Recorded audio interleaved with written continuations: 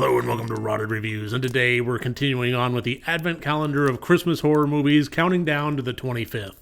And today we're actually killing two birds with one stone. Not only is this a holiday movie, but it's also a rotted request, requested by patron Jaki, who asked me to take a look at the 2007 movie, Wind Chill.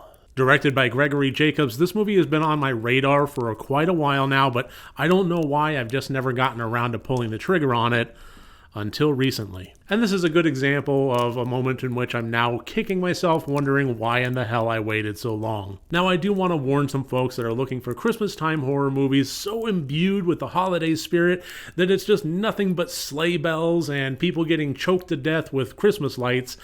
This is not quite that festive. I did include it in the advent calendar because it does take place at Christmas time, but to be perfectly honest, this is what we might call a bit of a reach.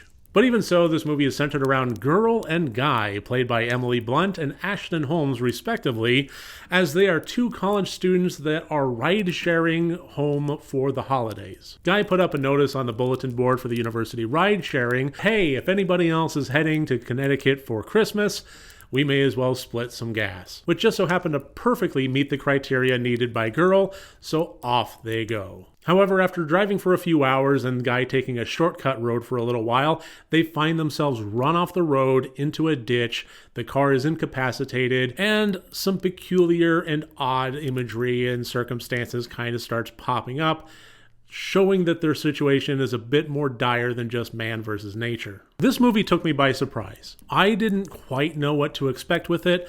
I think I was kind of surprised on a few levels. First of all, the characters themselves were really kind of, well, shitty. That's not to say that they were badly written or badly performed. No, that's not what I mean by that. What I mean is that they were terrible individuals at the start. And I admit that actually kind of made the movie a little bit difficult for me to get into and rally behind. It was pretty much just obnoxious, abrasive, annoying attitudes that were butting heads, but it also added a nice sense of dread. We have the character of Girl that is very standoffish, just not wanting to interact, not wanting to make friends, not wanting to warm up, just completely shields up emotionally and psychologically. What? If I have to drive, you have to talk to me. What, I'm the in-flight entertainment? Meanwhile, the character of Guy is trying to be personable and friendly and being met with this resistance, but at the same time, he is also being quite creepy, and there does seem to be something more under the surface that gets slowly revealed. Because I hate wearing my glasses, okay? But they look so good on you. How would you know? I never wear them outside my dorm. Hey, here's your gas station. So although it was difficult for me to warm up to these cold characters, I did find myself at the very least intrigued by them, which was enough to keep the momentum going up until the moment in which they crashed. And after that, the movie was kind of on its own momentum, and it did a remarkably good job at that. This movie at its very core is a supernatural one, but I think it kind of elevated above and beyond that by introducing characters that had such rich backstory and such interesting personalities that shifted over time.